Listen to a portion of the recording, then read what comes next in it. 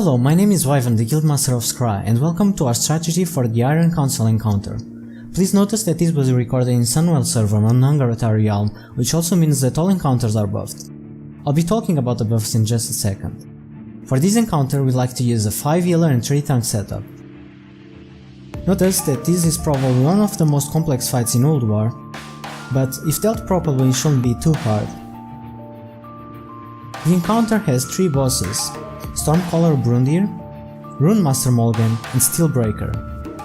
Every time you kill a boss, you move to the next phase.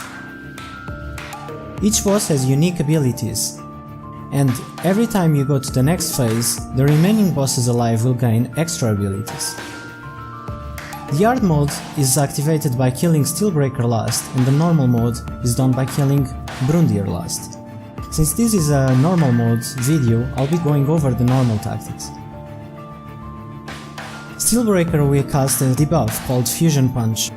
This needs to be dispelled instantly. Since our healers are doing high healing on the raid and the tanks, we find it's best to have the Paladin tank tanking Steelbreaker since he can dispel himself instantly.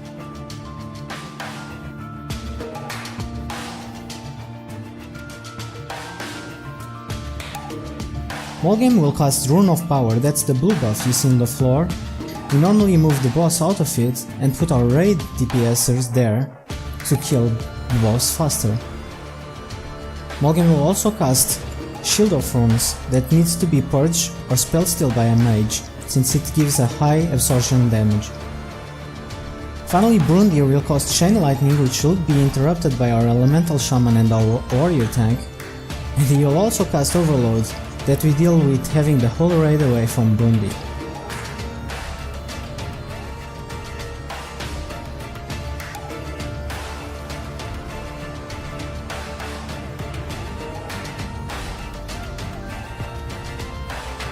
On phase 2, Molgan and Brundir will gain extra abilities. Molgan will do Rune of Death, and you can see Rune of Death popping here any second now. There it is, it's the green debuff on the floor. It does high damage, it's smart to use Prayer Shield and Prayer Hots and even Divine Sacrifice here. Additionally, Brundir will be casting Lightning Whirl, which shoots a lot of bolts and should be interrupted. Don't forget that even though you are in phase 2, they will still cast phase 1 abilities. It's very important to notice that every time a boss dies, the remaining ones alive gain a damaging buff and they will also heal back to full, so bringing all of them down is not a smart idea.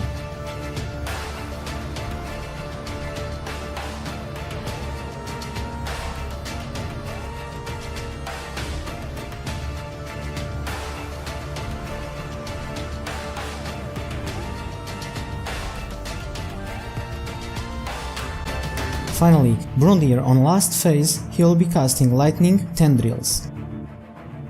You can see Lightning Tendrils by seeing the boss fly up and chase someone, doing lots of AoE damage. This person should go away from the raid and just tank the damage. Notice that healer should spam heal on this person, otherwise he will die. It's very important to also notice that every time Brundir hits the floor and lands, he will reset all threads, so keep doing MD and Tot on your main tank.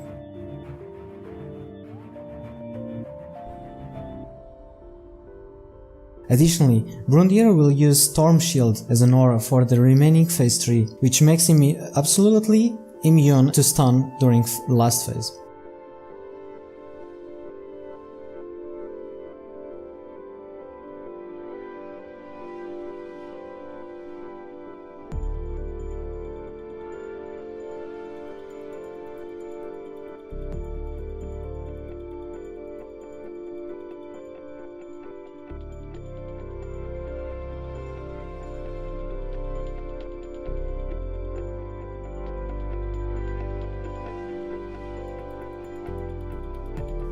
Sunwell buffs was a bit challenging here, but now after a little practice is not that hard. Steelbreaker has an additional 2.5 million HP.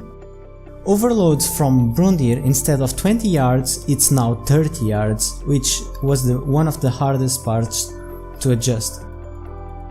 Additionally, the Berserk timer drastically dropped from 15 minutes to 10 minutes, requiring high damage.